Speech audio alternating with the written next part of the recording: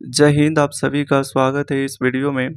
तो इस वीडियो में हम आपके लिए जो रेलवे का प्रीवियस ईयर का सवाल है और आज के इस वीडियो में हम आपके लिए आरआरबी एलपी एंड टेक्नीशियन जो 2018 का एग्ज़ाम हुआ है उसका प्रीवियस ईयर का सवाल लेके आए हैं। और इसमें आप देखिए जो एग्ज़ाम का डेट है वो है 9/8/2018 यानी 9 तारीख की एग्ज़ाम हुआ। तो इसके प्रीवियस ईयर के सवाल को देखते हैं और तो चलिए हम लोग एक एक करके इनके सवाल को देखते हैं। इनका पहला सवाल को देखते हैं। पहला सवाल इसमें कह रहा है कि दांतों में सड़न शुरू हो जाती है जब मुंह का पीएच मान से कम हो जाता है। यानी अगर मुंह का पीएच मान 5.5 से कम हो जाएगा तो दांतों में सड़न शुरू होना चालू हो जाएगा। ठीक है, आगे देखिए। ये आपका करंट अफेयर्स है। इसमें देखिए सवाल नंबर 4 में क्या कह रहा है कि नोबेल पुरस्कार जीतने वाले एकमात्र भारतीय अर्थशास्त्री कौन थे। नोबेल पुरस्कार जीतने वाले एकमात्र भारतीय अर्थशास्त्री कौन थे। तो इसका सही जो आंसर है वो आपका है अमर्त्य सेन। अमर्त्य सेन है जिसको 1998 में अर्थशास्त्र में मतलब अर्थशास्त्र के क्षेत्र में नोबेल पुरस्कार मिला था। तो अर्थशास्त्र के क्षेत्र में नोबेल पुरस्कार पाने वाले भारतीय कौन है? अमर्त्य सेन है। अगला सवाल देखिए। इसमें कह रहा है अगला सवाल कि ऊपर उठाए गए हथौड़े में कौन सी ऊर्जा निहित होती है। तो जब आप किसी हथौड़े को ऊपर उठाते हैं तो उसमें स्थितिज ऊर्जा होती है। कौन सी ऊर्जा होती है? स्थितिज ऊर्जा होती है। ये 10 नंबर सवाल बहुत ही अच्छा सवाल है। इसको देखिए। कह रहा है कि मास m के साथ चलती हुई वस्तु की गतिज ऊर्जा क्या होगी यदि इसकी गति को v से बढ़ाकर 2v कर दिया जाता है। कोई एक वस्तु है, उसकी कुछ ना कुछ मास है, ठीक है, और वो उसकी जो गतिज ऊर्जा है उसको हमको कैलकुलेट करना है। लेकिन कब? जब उसकी पहले वेग v थी और अब 2v कर दिया गया। तो इसको कैसे निकालेंगे? देखिए हम जानते हैं कि गतिज ऊर्जा बराबर फॉर्मूला क्या होता है? Half M V square. ठीक है, ये काइनेटिक एनर्जी का फॉर्मूला होता है। लेकिन इसमें देखिए हाफ तो कांस्टेंट है और एम कोई चेंजिंग नहीं हो रहा, बस चेंजिंग कहाँ हो रहा है? तो वी में। पहले था v, अब कर दिया गया 2v। तो अगर 2v करेंगे तो 2v का होल स्क्वायर होगा, इसमें होगा ना। तो ये हो गया 4v स्क्वायर। इसका मतलब हम डायरेक्टली देख रहे हैं कि ये हो जाएगा 4 into half M V square, यानी काइनेटिक एनर्जी क्या होगा? तो 4 गुना हो जाएगा। काइनेटिक एनर्जी इसमें क्या होगा? तो 4 गुना होगा। ठीक है, तो एम कह रहा है इसमें कि एम केजी का कोई मास है। चलती हुई वस्तु की गतिज ऊर्जा क्या होगी अगर इसकी गति को v से बढ़ाकर 2v कर दिया जाता है। तो अगर 2v कर रहे हैं इसका मतलब 2v का होल स्क्वायर, गतिज ऊर्जा 4 गुना हो जाएगा। ठीक है, आगे देखिए। 11 नंबर सवाल में क्या कह रहा है? निम्नलिखित में से कौन सा एक अम्ल का गुण नहीं है। तो आप सभी जानते हैं कि जो अम्ल होता है वो नीले लिटमस को लाल कर देता है, यानी ये उनका गुण है। लेकिन हमको इसमें बताना है कि कौन इसमें गलत है। ठीक है, दूसरा अम्ल का स्वाद खट्टा होता है, ये भी बिल्कुल सही है, अम्ल का स्वाद खट्टा होता है। तीसरा इसमें कह रहा है कि अम्ल क्षार के साथ मिलकर लवण बनाता है, ये भी बिल्कुल सही बात है। अम्ल और क्षार के साथ अभिक्रिया करने के बाद लवण बनता है। चौथा कह रहा है कि अम्ल स्वाद में कड़वा होता नहीं, यही गलत है, यानी मेरा आंसर यही सही है। अम्ल जो होता है स्वाद में खट्टा होता है, ये जो कड़वा होता है ये भस्म की पहचान है। तो हमसे सवाल में यही कह रहा था कि इनमें कौन गलत है। तो ये इनमें गलत है डी नंबर ऑप्शन। आगे देखिए, आगे आप सवाल को देखिए। इसमें हाँ कह रहा है, ये भी बहुत बढ़िया सवाल है। सवाल नंबर 15 में क्या कह रहा है कि मानव नरों में मूत्र और वीर्य के प्रवाह के लिए एक अनाग है। ठीक है, एक अनाग है जिसे क्या कहते हैं? तो मानव के नरों एवं मूत्र, देखिए नर में मूत्र और वीर्य, ये दोनों एक ही मार्ग से बाहर निकलते हैं, ठीक है। और इस एक ही मार्ग को हम लोग मूत्र मार्ग कहते हैं।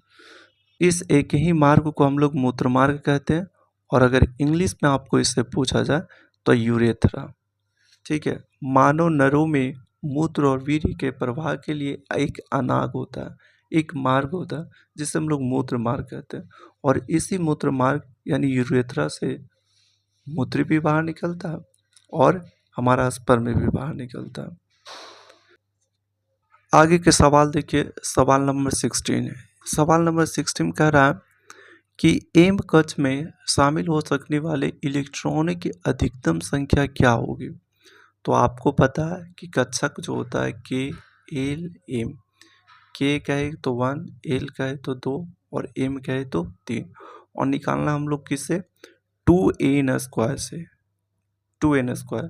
तो 2 गुने 3 का स्क्वायर यानी 3 3 9 9 दूना 18। वही हमसे कहता है कि के कक्ष में तो 2n², 1 का स्क्वायर इसका मतलब 2 होता है, ठीक है। तो एम कक्ष में शामिल होने वाले इलेक्ट्रॉनों की अधिकतम संख्या कितनी हो सकती है, 80। अगला सवाल आप देखिए, सवाल नंबर 17 में, निम्नलिखित में से कौन सा एक एम्फोटेरिक ऑक्साइड है। एम्फोटेरिक ऑक्साइड है, ठीक है। तो इस पे कौन होगा एम्फोटेरिक ऑक्साइड। तो देखिए, कार्बन, मैग्नीशियम, आयरन ये सब एम्फोटेरिक नहीं बनाता। एम्फोटेरिक आपका बनाता है या तो एल्युमिनियम का ऑक्साइड होगा, यहाँ पर जिंक का ऑक्साइड भी हो सकता है और कॉपर का भी ऑक्साइड हो सकता है। ये सब एम्फोटेरिक ऑक्साइड बनाता है, ठीक है। एम्फोटेरिक ऑक्साइड, ये बहुत बढ़िया सवाल है। सवाल नंबर 19 कह रहा है कि जब हम आवधिक तालिका में देखें यानी पीरियोडिक टेबल में देखें तो समूहों में नीचे आते हैं तो क्या होता। अगर समूह में नीचे आते हैं तो क्या होता, ठीक है। हमको नीचे आना, पहले देखिए, इसमें सेलों की संख्या घट जाती नहीं। जब आप ऊपर से नीचे आते हैं सेलों की संख्या बढ़ती है, तो पहला तो गलत है। वैलेंस इलेक्ट्रॉन कम है, नहीं। वैलेंस इलेक्ट्रॉन का मतलब ये हुआ कि यदि किसी समूह में आप ऊपर से नीचे आते हैं, ऊपर से नीचे आते हैं तो उसमें वैलेंस इलेक्ट्रॉन समान रहता है, ठीक है। वैलेंस इलेक्ट्रॉन में कोई चेंजिंग नहीं होता। इसके बाद कह रहा है कि सेलों की संख्या बढ़ जाती है। हाँ, बिल्कुल सही है। पहले देखिए हम लोग कि यदि आप ऊपर से नीचे आते हैं तो सेलों की संख्या बढ़ती है।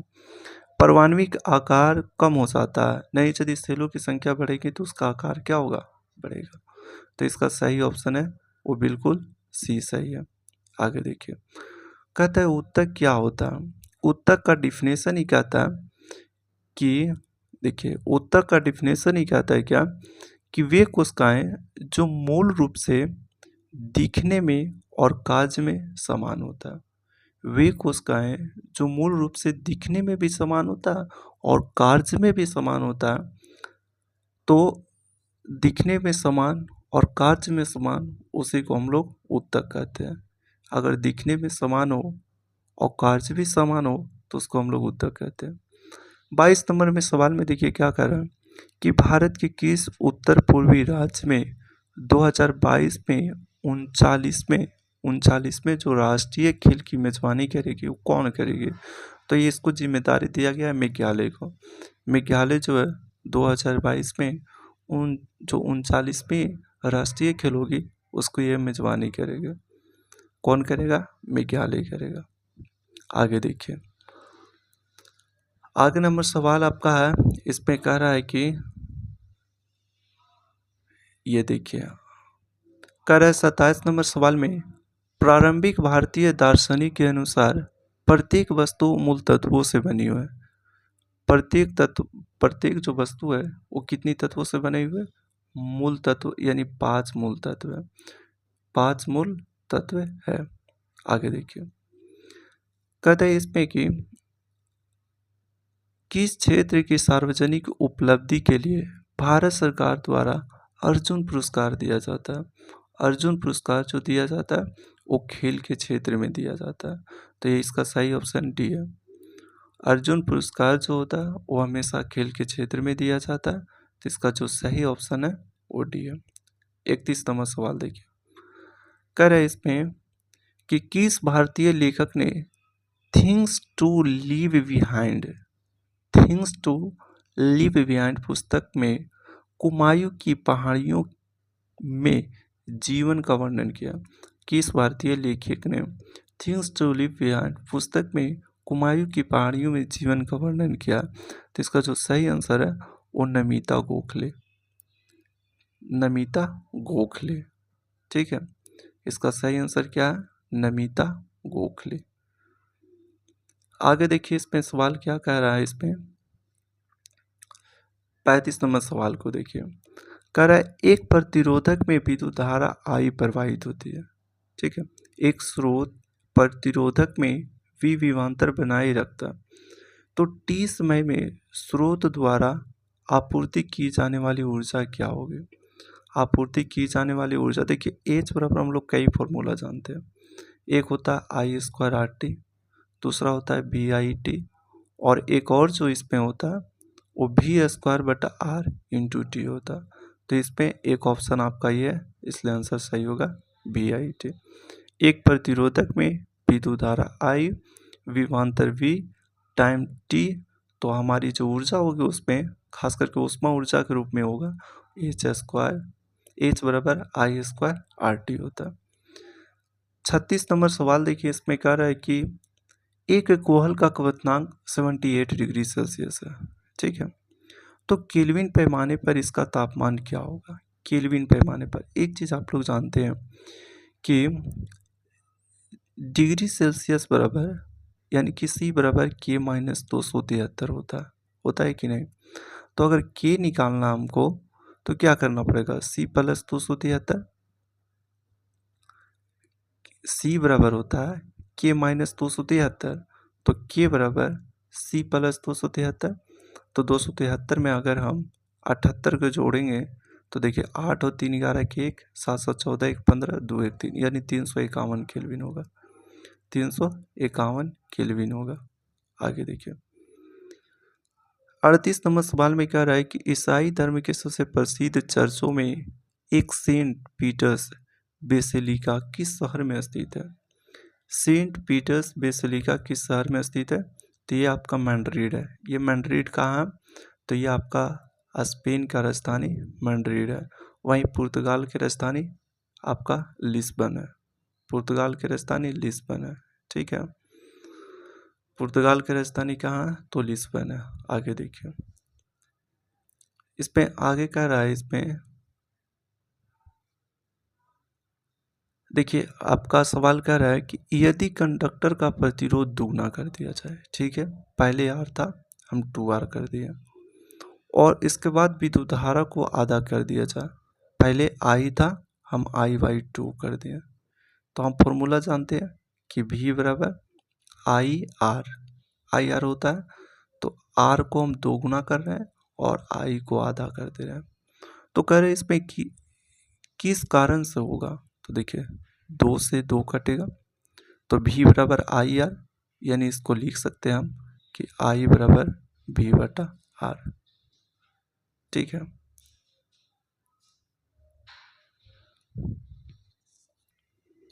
सवाल नंबर 43 में क्या कह रहा है, इसको देखिए।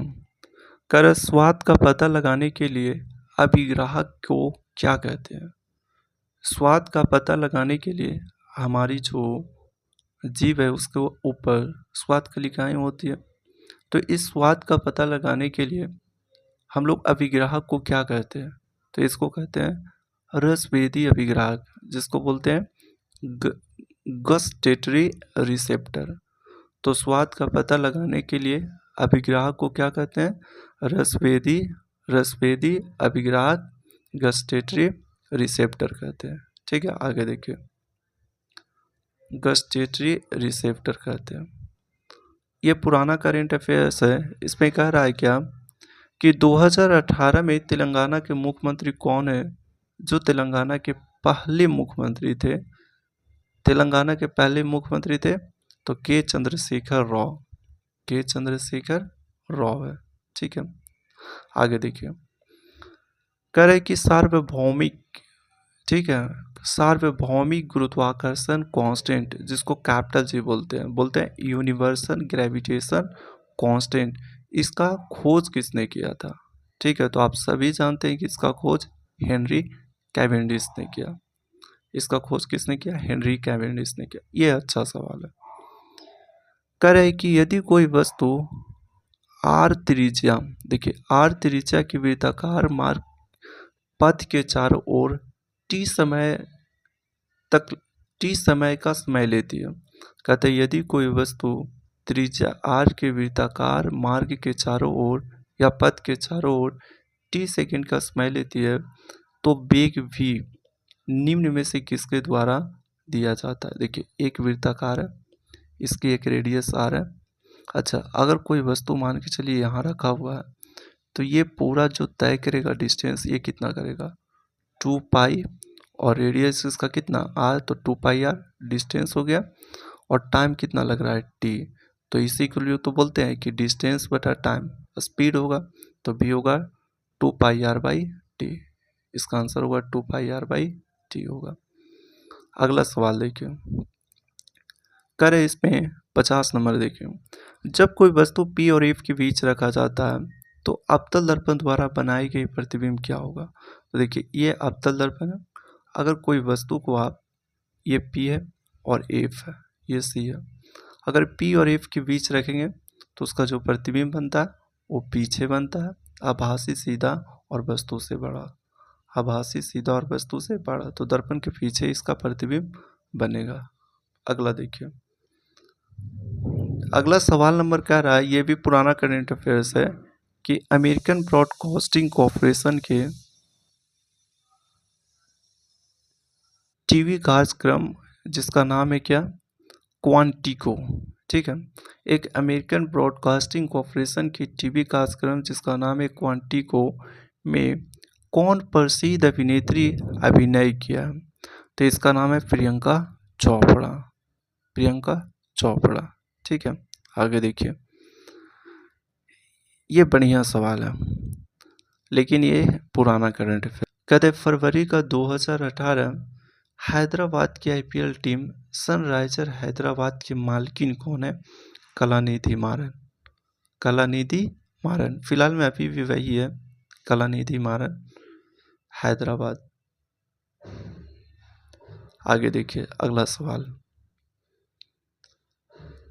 हाँ, इसमें देखिए कह रहा है कि 62 नंबर सवाल को देखिए जरा, एक प्रकार के अलैंगिक प्रजनन को पहचाने जिसमें जड़, तना और पत्तियां जैसे पौधे के कुछ हिस्सों के माध्यम से प्रजनन शामिल है। जड़, तना और पत्तियां जैसे कुछ हिस्सों के माध्यम से प्रजनन शामिल है, तो इसको हम लोग बोलते हैं वानस्पतिक प्रजनन, जिसको बोलते हैं वेजिटेटिव प्रोपागेशन। वानस्पतिक प्रजनन, वेजिटेटिव प्रोपागेशन। ठीक है, वेजिटेटिव प्रोपागेशन। आगे देखिए 65 नंबर सवाल क्या कह रहा है? कहते हैं किस प्रक्रिया में लोहे को जस्ता की एक कोटिंग द्वारा संरक्षित किया जाता है? तो इसको बोलते हैं गैल्वेनाइजेशन। गैल्वेनाइजेशन, हम लोग लोहे के ऊपर जिंक की परत चढ़ा देते हैं, जिससे जो होता है लोहा वो जंग से बच जाता है। इसको हम लोग गैल्वेनाइजेशन बोलते हैं।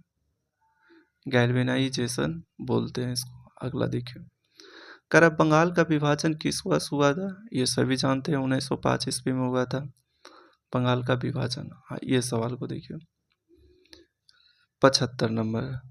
कर अपने बाएं हाथ में पेन को पकड़कर एक व्यक्ति अपना प्रतिबिंब शीशे में देखता, तो पेन दाएं हाथ में है, यह निम्न में से किस घटना के कारण? अगर आप बाएं पेन, मतलब पेन को आप बाएं हाथ में पकड़े हुए हैं और उसमें दाएं दिख रहा है, तो आप ये समझिए उसमें जो एक प्रकार का परिवर्तन होता है, इसको बोलते हैं हम लोग लेटरल इन्वर्जन। पार्श्व परावर्तन इसको बोलते हैं, या पार्श्व व्युत्क्रमण, मतलब उल्टा होता है। आप बायां में रखे हुए पे दायां दिखेगा, दायां में रखे हुए बायां दिखेगा। ठीक है, इसको लेटरल इन्वर्जन बोलते हैं। तो यही आपका सवाल था जो कि एलपीएन टेक्नीशियन का प्रीवियस ईयर है। जितने भी प्रीवियस ईयर का सवाल है, चाहे वो ग्रुप डी हो, एनटीपीसी हो, हम सब का